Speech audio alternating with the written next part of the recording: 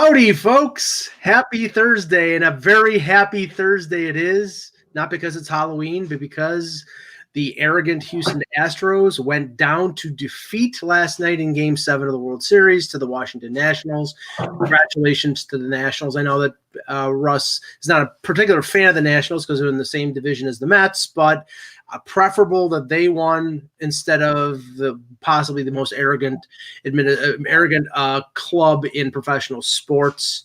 I do not shed a tear for any of them, but go ahead, Russ. We'll start with the pre-show. All right, so much to unpack. First thing is, I could care less about the Nats. They've had a lot of players I really disliked, like Jason Worth, and et cetera, et cetera, et cetera. But I'm happy for the fans. I know a lot of National fans, and they're good people, and so good for them. There are still some teams that haven't won, though. So the teams that haven't won have to feel bad that the Nationals won, right? Like the Padres have never won. Seattle has never won. So, that's – and there's probably one or two more. Tampa Bay has never won. So good for them. The interesting thing is a couple things. So Zach Greinke was pitching great last night. Mm-hmm.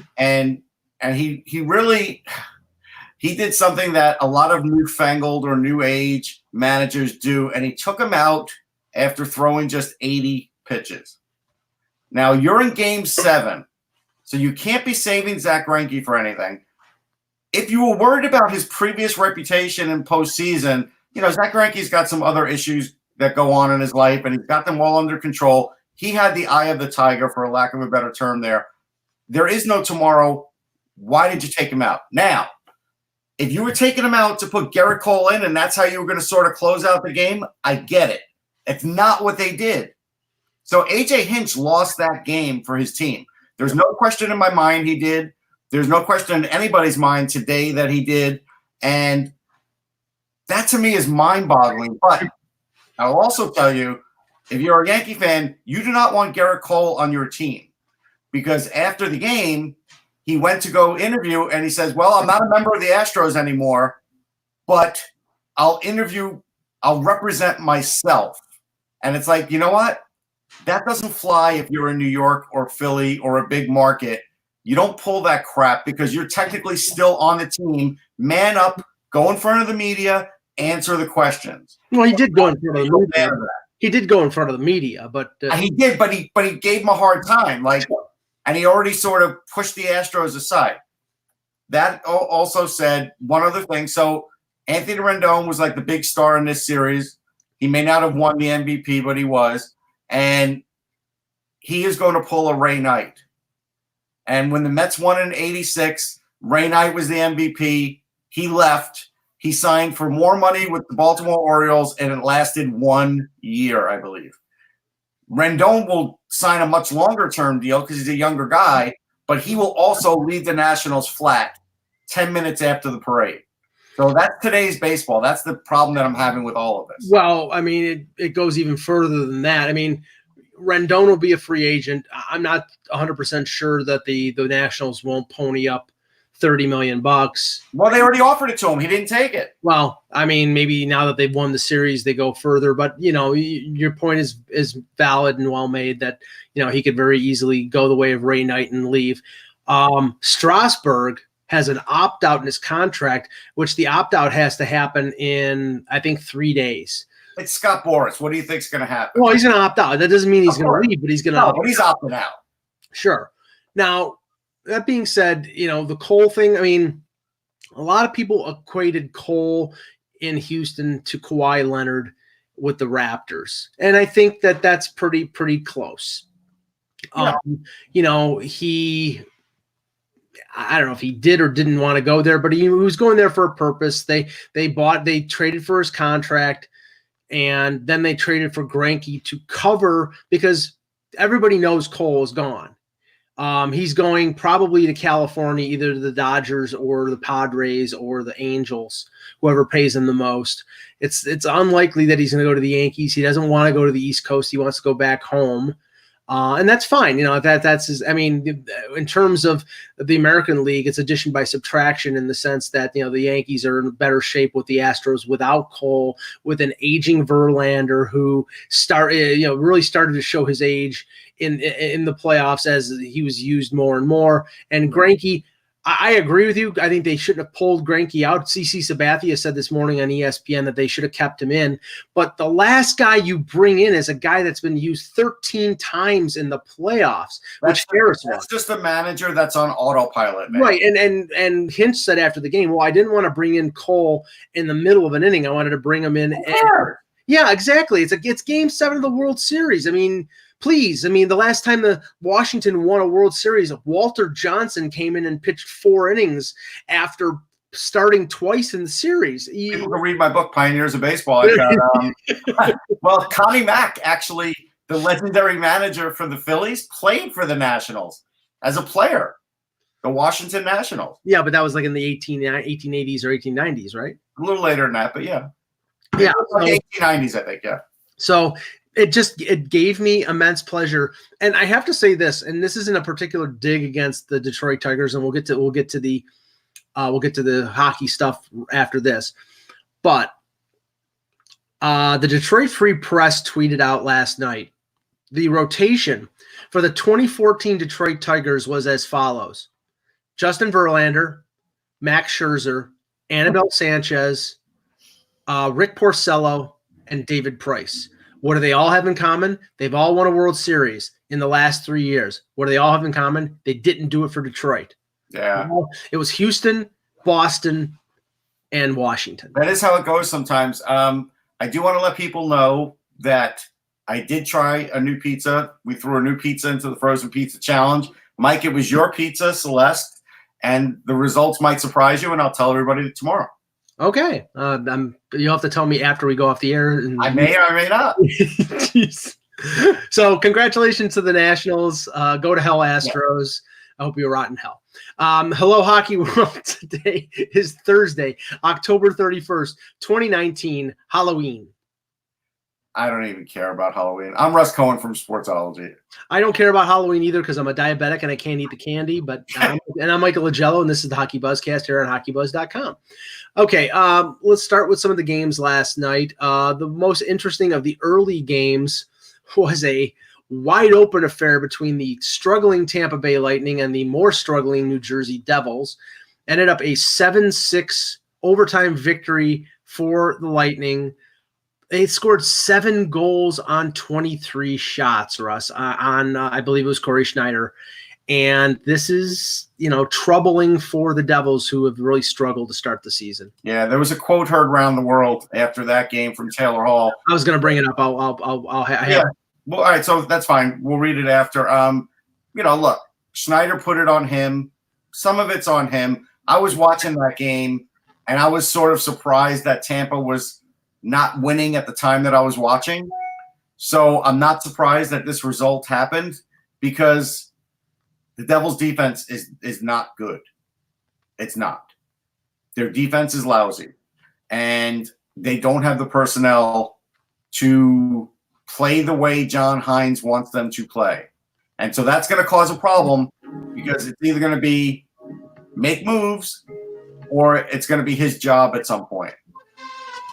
Now, PK Subban did take that's a nice song on your playlist there too, Mike. And sorry, I was using the ESPN NHL scoreboard, and they have a video that keeps playing, so sorry about that. By the way, yeah, thanks to ESPN, who has now put the NHL next to, like, really ridiculous leagues, almost like lacrosse. They're not even on the top 4. No, I was going to say, they put them in the more category. Yeah, which is a joke. An absolute joke. Anyhow. But at the end of the day, Subban took responsibility, said, look, highest paid player can't be a -4. He's right about that too.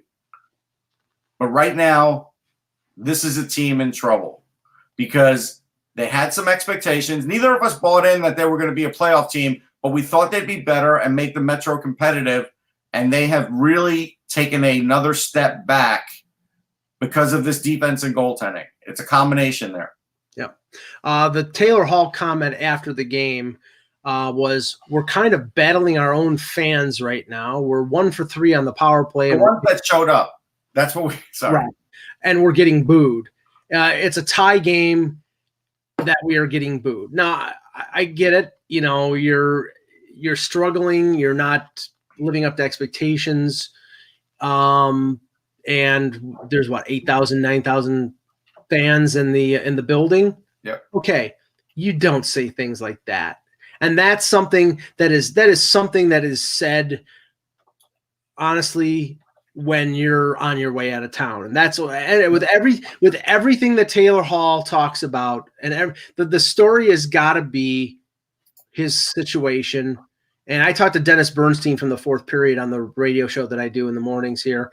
And he was basically saying he thinks Hall's gone. He doesn't think he doesn't think he really ever wanted to be there in the first place, but he had term left in his contract. He had a great year a couple of years ago. He's setting himself up for a big splash in free agency. And the Devils, if they can't get him signed, will trade him before the deadline. But a comment like that is not going to ingratiate yourself to the New Jersey fan base. No, and the Devils right now are 28th in home attendance.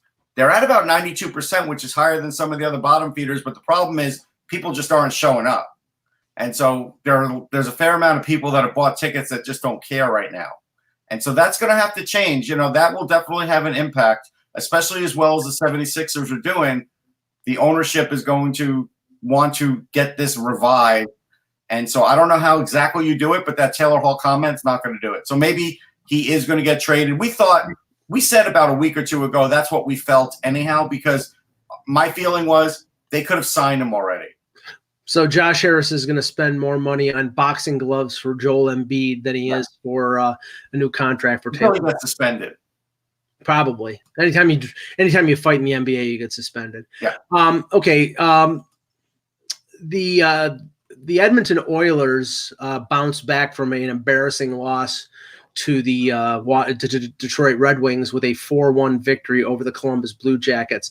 And once again, when Draisaitl and McDavid score, they win. Right. Draisaitl with 2 goals and an assist. Nugent Hopkins with a pair of assists. I saw someone tweet out this morning that Draisaitl and McDavid, it was Jim Matheson, that they account for 58% of the Oilers' offense. That is not sustainable, Russ. No, I mean, Ray Ferraro mentioned it the other day. We'll mention it again. I mean, James Neal is a part of it, but then it does get weak after James Neal. I mean, I was looking at their third and fourth lines, and I didn't even know Sam Gagne's on the team. Like, my God. He got called up a couple weeks ago. So Sam Gagne's on there. Then he's playing with some other guy I barely have ever heard of. Like, their third and fourth line is pretty grim compared to what you would want in an NHL team. Yeah, I didn't see the amount of minutes that they played last night. I would hope that they didn't play them 26 like they did. Oh, they probably did. Yeah, but again, that is not sustainable. You cannot keep playing your players that much and expect them to be alive in January. So I mean, they have to take the foot off the pedal. But maybe it's a situation where they're trying to build points, stockpile them while they're hot, and then, try to go 500 the rest of the year. That doesn't work. Buffalo tried to do that last year. And, when your team has got fatal flaws, which the Oilers do, then you cannot outrun them. You have to address them. They can't do that. They have 2 of the best players in the league, but they don't have much after that. And I basically think that they're, going to come back down to earth in the next few months. Well, here's some of the notables on their bottom 6. One is Gaetan Haas, who is an undrafted guy out of Switzerland. I've personally never heard of him. He's got a point in 7 games. Okay. Then you've got Riley Shahan, who, again, is a gun for hire to play fourth-line center. Okay. Thomas Yurko, who we both think is probably past it in this league.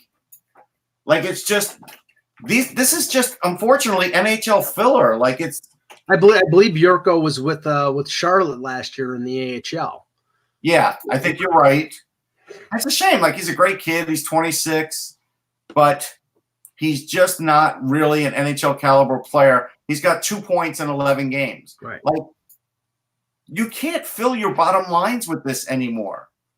You can't. It's just because the days that you go cold, the days that the top players on that team, when Neil stops scoring at the rate that he's scoring at now, they'll have a problem. Yeah, and he's got 11 goals. Yes, I know. It's great. Like, it's way more than we thought, but we'll see. It's 11 goals more than Lucic is going to score. So they won the trade, but whether he can sustain this, I seriously doubt it. The Blues win 2-1 over the Minnesota Wild. The Wild's struggles continue. Alex Pietrangelo with a goal and an assist. Jordan Binnington with 35 saves. A lot of focus right now, Russ, I wrote about this yesterday with Pietrangelo in the wake of the Yossi contract signing. Apparently Pietrangelo and his representatives, this is from 31 Thoughts with Elliot Friedman, Pietrangelo and Newport Sport, Armstrong and Newport Sports met when the Blues were in Toronto a couple weeks ago. Was not a lot of progress made. The belief is that he's looking for, Yossi money. And I think we observed when they traded for Justin Falk that was sort of insurance against the possibility of Pietrangelo going. Now, again, when I talked to Dennis Bernstein this morning, he said the general consensus out there is Pietrangelo doesn't want to leave St. Louis, but it's a question of whether the Blues are willing to pay him what he thinks he's worth. And will it go the same way as Yossi, or will it go this a different way like Tavares did with the Islanders? That's hard to say. This one I'm not willing to put an opinion on just yet because I think it could go either way. Right. I do want to say, though, that this was a game I was keeping an eye on, and this was a really good game for the Wild. Like, it was. This was a hard-fought game. This was a tough game for the Blues to win. Now, granted, there's no Tarasenko, but they still have a really good team. I mean, Devin Dubnyk came back, 24 of 26 saves, played like you expect him to play. He did give up one lousy goal, but luckily it was called off because of, it was offsides. All that said, that's a good game for the Wild. It's just they have to figure out how to win some of these kind of games if they can. If not, then Bruce Boudreau is going to get fired. But Zuccarello did score the one lone goal. Let's see what's he up to this year on goals. I think he's got 2. No, he's only got 1. No, that was his first. Okay. Yeah, they need to get him involved in the offense. This guy could still play. Get him involved in the offense. And the question with the Blues is, with Tarasenko out for 5 months, are you just going to play with house money and say, okay, we'll see if we can make the playoffs without him, and then he comes back late in March and early April, and maybe they make a playoff run? Or do you go out and put him on LTIR, which I'm sure they're going to do, and maybe trade for somebody? I know that the name of Chris Kreider was mentioned as a potential guy that they could trade for. I think that was Friedman or Pierre LeBrun that mentioned it. Whether they would be content to just stay with what they have. And who's this Kreider going to who? I'm sorry? To the Blues. To the Blues. Okay, yeah. I mean, he's a UFA. I mean, so you're renting him. I don't think Armstrong's going to give up a lot of assets for Chris Kreider unless he really thinks he could repeat in a cup thing. And I think it's too early because you're not repeating as a cup champ if Tarasenko's not back 100%. Right. A surprising result. The Florida Panthers beat the Colorado Avalanche 4-3 in overtime. Jonathan Huberdeau with a couple goals. I mean, maybe not as surprising based on the fact that the Avs are without both Landeskog and Rantanen. Rantanen is out week to week with what's expected to be a high ankle sprain. It was an ugly. I think they're actually lucky that it's only a high ankle sprain. It looked like it was going to be like a broken tibia or fibula or, a serious broken bone, but it was a high ankle sprain. Yeah. The other injury, it's come out that Landeskog is a broken foot, which could be 4, 5, 6 weeks. That does heal pretty well. So that in this game, you could come back fairly soon from that because of the boot that you're skating in. So that's not terrible. Yeah. So, I mean, right now, the Avs are in a pretty good spot. They're 8-2-2. I think even without those players, they can stay 500, and if they do that, they'll be in decent shape to finish in one of the top 3 spots in the Central. It's a good comeback win for the Panthers. I mean, Barkov gets his first goal. My God, I mean, what's happened to his game so far this year? Yeah, I mean, again, whenever it comes to Florida, and I have to look through through the spectrum of Joel Quenneville. We know that Quenneville, there are players that he likes, there are players that he doesn't like. The players that he likes, he plays to death. The players that he doesn't like, he finds the way to excise them. I can't see him not liking Barkov because Barkov is a really good two-way player, but Barkov, he's not an offensive dynamo. He's good. He's just not I don't think he's a 40-goal scorer. I think he's a 25 to 30-goal scorer who plays great two-way hockey, and maybe it's just he struggled in the first month, and now he's going to get on track. Yeah, I think so. Now, the Canadiens beat the Coyotes 4-1. Shea Weber with a goal and assist. Brendan Gallagher with a goal. The Canadiens, again, they're right now they're sort of middle of the pack. They're just outside the playoffs, 14 points, 6-4-2 record. There's not a lot of there, I have to say. I've seen them win twice over Toronto. They get ramped up whenever they play the Leafs. Guys like Max Domi play like they're plays like he's Superman. Same with Brendan Gallagher. I'm not taking away the fact that they beat the Coyotes, who I saw a couple days ago played pretty well against the Sabres. I just don't get the feel that there's enough there when it comes to the Canadiens. Well, let's see, because they decided to be bold after Ryan Poehling was out and go with Nick Suzuki, and he's got 5 points in 12 games. He got another assist yesterday. If Nick Suzuki were to catch a little bit of fire, that could add a lot of offense because he is a tremendously skilled guy. So I'll keep an eye on that. This also just seemed like one of those nights where, the goalie tandem for the Coyotes just wasn't what it normally is. So good game for the Canadiens. Not much to take out of it otherwise. Where was it? Sorry about that. I just had change screens here. The other game was the Canucks and the Kings, a 5-3 victory for the Canucks in LA. Brock Besser with 3 goals and an assist. Elias Pettersson with 4 points. The Canucks are really playing well. I heard they're red hot. They're red hot right now. JT Miller is playing really well, so it's making the trade look pretty good.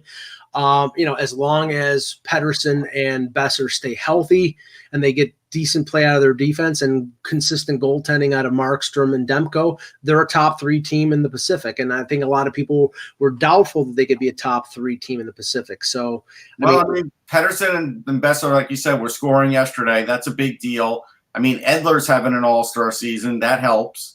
Goaltending's been good. Markstrom's always going to be a good goalie. I just don't know if he's ever going to be a great goalie. But right now, there's only 2 teams, I think, that are like 8-1 or 8-2 in the past 10 in the entire NHL, and they're one of them. So we'll see, because like last year, you can't get too excited because sometimes these teams have these moments and then the season levels off for them. I don't know exactly what's going to happen to Vancouver, but this is a nice, unexpected run here. Definitely saves Travis Green's job for the year, I would think.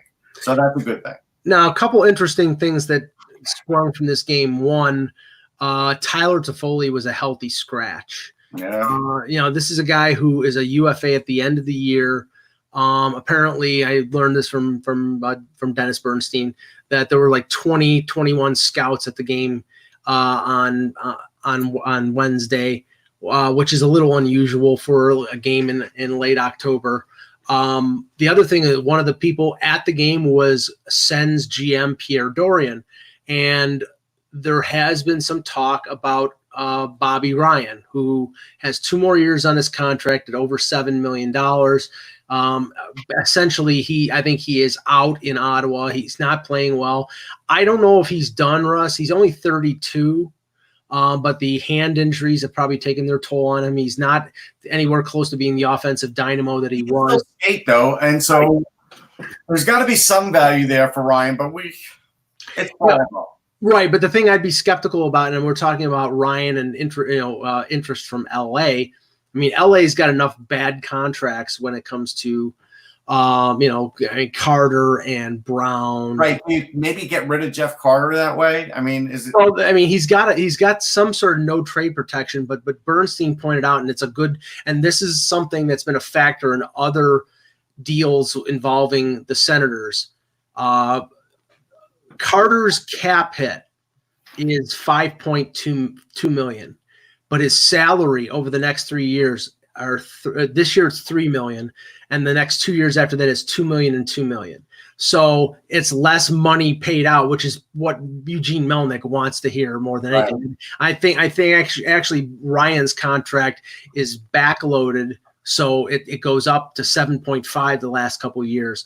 The question is, I mean, do they think that Jeff Carter is done in LA, and that Ryan has more? Or, I mean, the thing is, everything with Jeff Carter, I mean, if you're Ottawa, isn't that like another Columbus situation where he's going to go and they don't care? Like at this point, if Ottawa gets an inducement to make this deal, they're going to do it.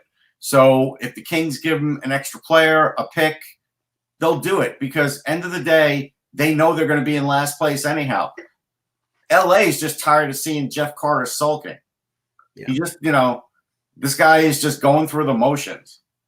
Yeah, I mean, it's bad contract for bad contract, and probably you would have to balance out because Ryan's still good in the room. Jeff Carter's not. You know what I mean? So you get Bobby Ryan, he's not going to kill the morale on your team. You get rid of Jeff Carter, at least you've removed somebody that, everybody sort of questions. Right. He's got 3 goals on the year, but everybody's sort of questioning just the way he, how much does he really want to play anymore? Well, I think 2 of the goals were last night, and they moved him. They put him on the line with Kopitar last night. Yeah. So if you're talking about a showcase situation, then maybe there you go. I mean, they put him with talent to say, hey, he can still play. But like somebody tweeted last night for Halloween, Jeff Carter dressed up as 2012 Jeff Carter, and that's the way fans feel about him right now, and I get it. Yeah. The big story of the night was broke by Bob McKenzie on NBCSN, where he announced that Dustin Byfuglien underwent ankle surgery to take care of some unresolved issues from the high ankle sprain that he had late in the year last season. He came back, played in the playoffs, actually played pretty well, but it affected him. And Darren Drager just tweeted 15 minutes ago that the expected recovery time is 4 months.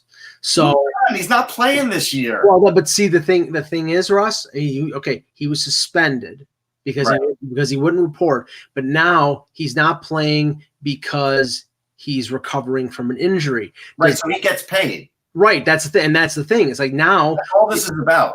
Right, now, and the thing is, if he has done this without the say-so of the Jets, then we have an issue here. This is like, this could be similar to the whole Jared Cowan thing in Toronto a few years ago, where they cleared him physically, sent him to the minors, and then he decided to have off-season surgery without the club's say-so. Right. And basically it was found out that, they weren't responsible because they deemed that surgery not to be necessary. Yeah, we don't know how that part of this is going to play out. But I know how the rest is going to play out. He's not playing. Well, now he's definitely not playing for 4 months. But I think he's not playing. You know what it would take for him to be in any kind of shape after this? Right. I agree. But I mean, it's just it's gotten. And I don't fault the guy. I don't. It's just gotten really ugly now. It's like, if he didn't want to play anymore, or if he wanted to play but couldn't because he took the summer off and was 40 pounds overweight or whatever. I mean, nobody knows the real specifics of the situation. It's just now it's getting to be like a CBA PA issue with the injury and the surgery if that road. I don't blame him for any of this. I don't, because when it's your time, it's your time. I may tell you in the middle of one show, you know what, Mike, I'm done with this show, and that's it. And then I'm done. I close the computer and it's over. You might be mad temporarily, but like if someone's just done, they're just done, right? So I'm not mad at him. I think the rest of this is media driven because they need to know what's going on. And people in Winnipeg have to know what's going on. And it's a small market, it's a Canada, and they want to know all the minutia. If this were another market, if this were Florida, we wouldn't even be hearing about Dustin Byfuglien anymore. Right. He'd just disappear into the woodwork. Right. Okay, we'll take some questions in the chat here. I did see one earlier on, but let me just go back in here find it, and then we'll go from there. Asmir says the Canadiens were his dark horse team to make the playoffs. I have him just on the outside looking. Yeah, me too. I had him as last year's. Well, I had him not as last year's Canadiens. I had him a little lower than that. Yeah. Sorry. We don't have any questions. We'll probably just end the show early, but there we go. Esmir asks, does Edmonton's current standing in the West show how weak the Pacific Division really is? Yeah, I think so. Because even with those wins, like how many games is Vancouver out of the league? Because I haven't looked. Do you know? And you want the standings right now? Yeah, like how many points out are they? Okay. My trusty app here. Thank you. Currently, let's see here. Vancouver is second in the Pacific, 2 points behind Edmonton, 8-3-1 record, 17 points. Right. So if you go 8-3-1 and you're still in second, that just shows the lead that Edmonton had, but it's all going to start shrinking, all of it. Right. I mean, right now the Pacific is actually, and this is not what was expected. Because it's Edmonton 19, Vancouver 17, Vegas 16, Anaheim is in the first wild card with 16, Arizona 15, Calgary 14. All the teams other than Colorado, Nashville, and St. Louis in the Central are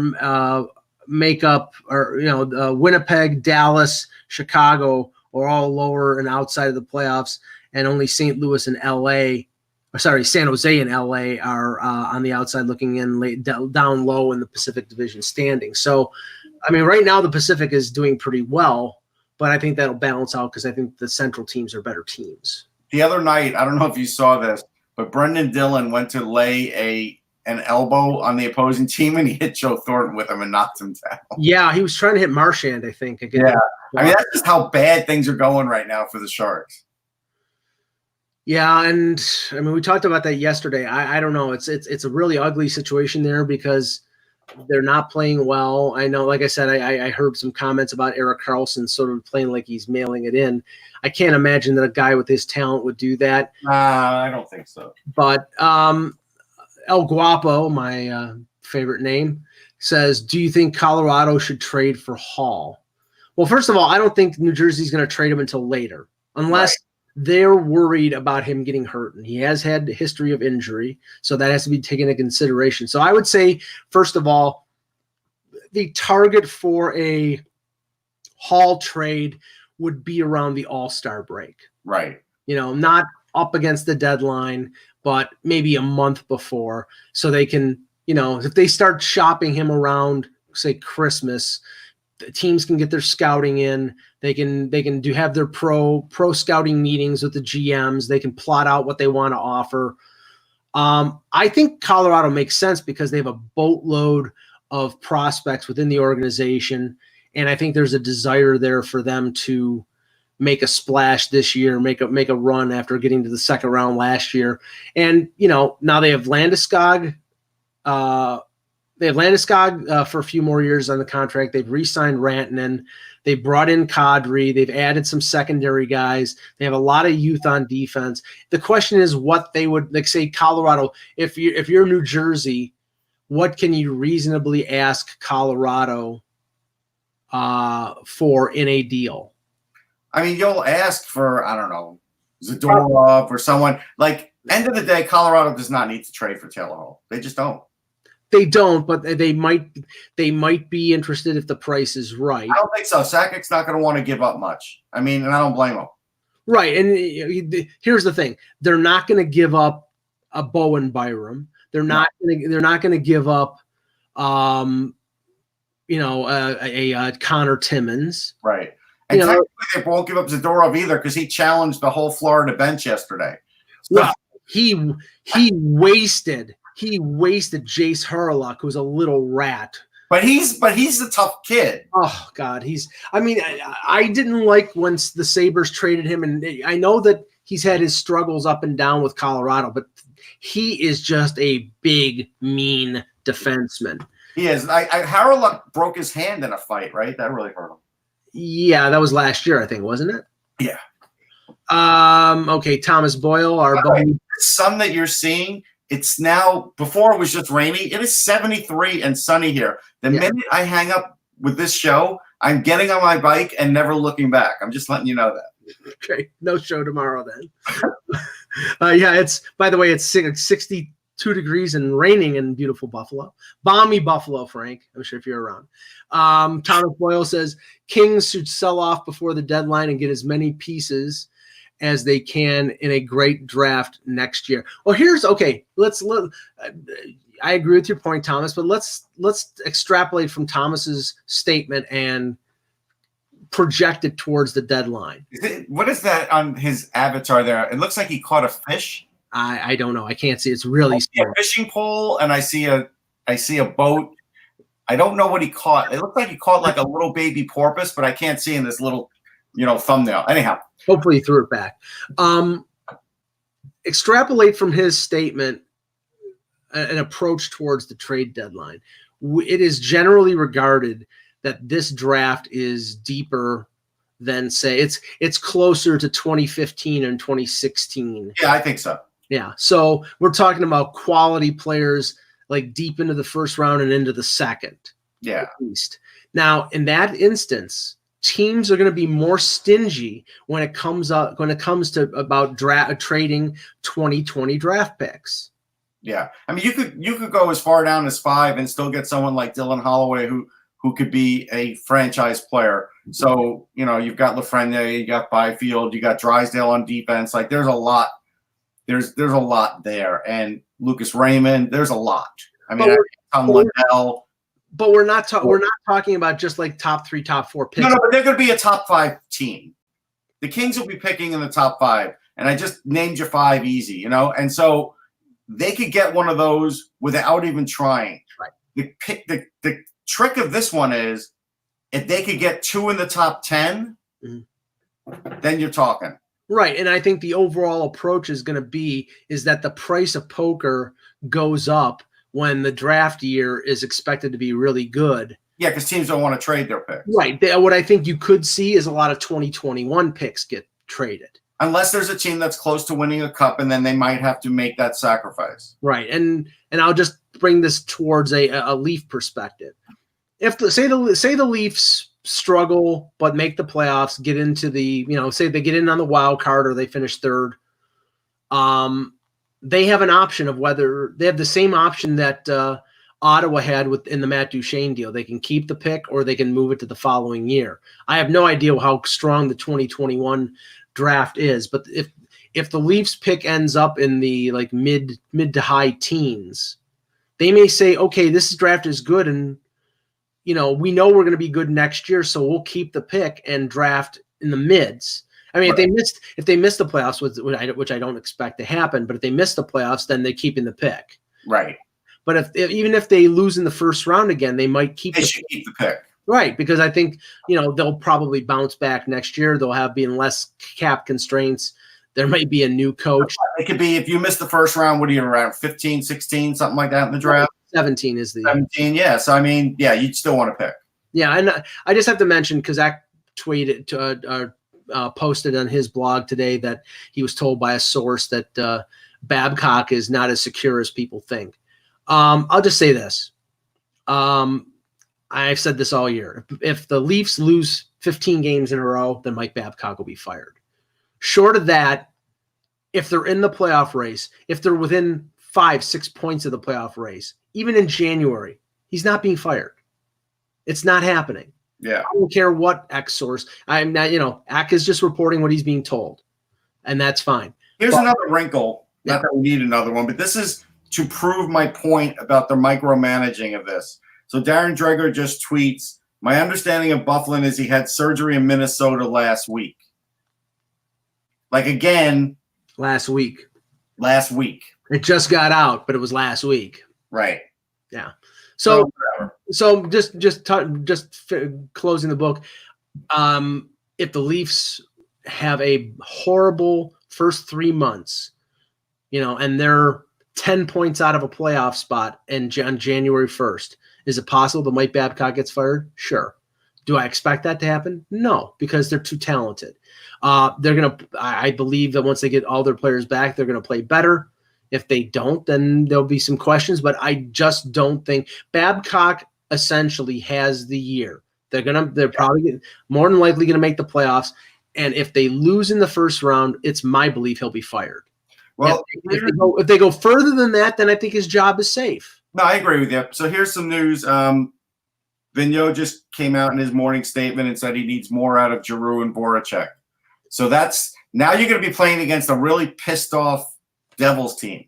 Really pissed off. And they play tonight or tomorrow? Tomorrow. Okay. And then they play the Leafs on Saturday. So they're playing in Jersey on Friday and then Toronto on Saturday at home.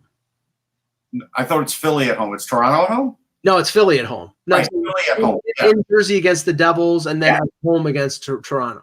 Correct. Okay. So here's the lines. JVR, Giroux, Voracek, Lindblom, Couturier, Konechny, Raffl, Hayes, Farabee, Twarinski, Rupstov. So Rupstov is up. I told you there'd be more changes. Yeah, they called up 3 and sent 2 down. Yeah. Stewart. Like now all of a sudden Stewart's in there all the time. He is turned into Tanner Glass. Anyhow, on defense, Provorov and Niskanen, Ghost and Braun, Sanheim, and now Philippe Myers gets his chance.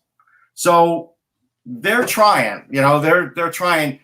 My big thing is they just have to watch Farabee, because even if he's playing and doing everything right, if you're going to talk about a 9-game stint with like 2 points, please send him back. Yeah, Flamester asks, is Hart in trouble because they maybe rushed him? It's too soon for that, but we won't know that. You don't know that until like 6-7 years pass. Like, when did we know that Steve Mason wasn't going to be that guy anymore? Probably into his second year with the Flyers, right? Because even his first year with the Flyers was really good. So we won't know for 5-6 years, really. He also asks, is it time for the Flames to rebuild? It's getting close, but not yet. Yeah, I mean, again, I questioned, and right now, they bring in Cam Talbot, and everybody assumed at the beginning of the year that they brought in Cam Talbot to be the starter, and now they've gone with Rittich most of the time, and they're 6-6-2, and they have 14 points, and they have a -4 goal differential. They're too talented of a team to be where they are right now. Maybe he's in trouble there. If it starts to go a little south, Bradshaw Living is in trouble. Well, and the factor here, and I know I think he might be in trouble, but one of the things that has been a question mark is they have 2 defensemen in Hamonic and Brody who are UFA at the end of the year. There hasn't been any type of report of any kind of progress on a new deal, and I don't know whether they want to re-sign them based on how they're playing right now. But and that's another function where we don't know how they feel about it internally. But Treliving's not getting the job done on that either. I'm telling you, he could be in the hot seat GM-wise very quickly, because somebody else could come in there, determine they don't like the goaltending, and make a big trade before they decide, hey, we're going to even think about a rebuild because of the talent they have. They would probably get a veteran goalie again way before they do that. I'll put this question up just for its inventiveness from our friend Funky Cold Zadina. Okay. Does AJ Hinch taking out Zach Greinke after 6 1/3 compared to Viktor Tikhonov taking out Tretiak after 2 in the 1980 Olympics? No, because Tretiak had a history of being phenomenal in any kind of games. Greinke did not in the postseason. Otherwise, you could find something probably a little less, but Tretiak, like, that move was shocking to the point where I'm like 17 years old, and I'm like, what? Yeah, who the F is Vladimir Mishkin? It was like, right. I had no idea who Mishkin was, but I couldn't believe when Tretiak was out. It's like, what's going on here? I think people thought he might be injured, but then he was on the bench. Right. And we've seen from the 2 – he was pissed off on the bench. Oh, yeah. We've seen from the 2 movies, the 2 documentaries that have been made, that, like, even the teammates were like, what the hell's going on? Right. So now I can't remember in 80. in 81 in the Canada Cup when they destroyed Canada. I think it was 8-1 in the third game. I remember Mike Liut just being a sieve in that game. It was Tretiak. It wasn't Michigan, right? I believe it was Tretiak. Yeah. So I mean, I think this was just a one-off. Yeah, please. I mean, that's the miracle. That's the big miracle about the Miracle on Ice. Yeah, but stuff like that, like this is like we talked about with the World Series. I'm not going to say the Nationals didn't win it because in the end they did. But the Astros were the much more talented of the two teams.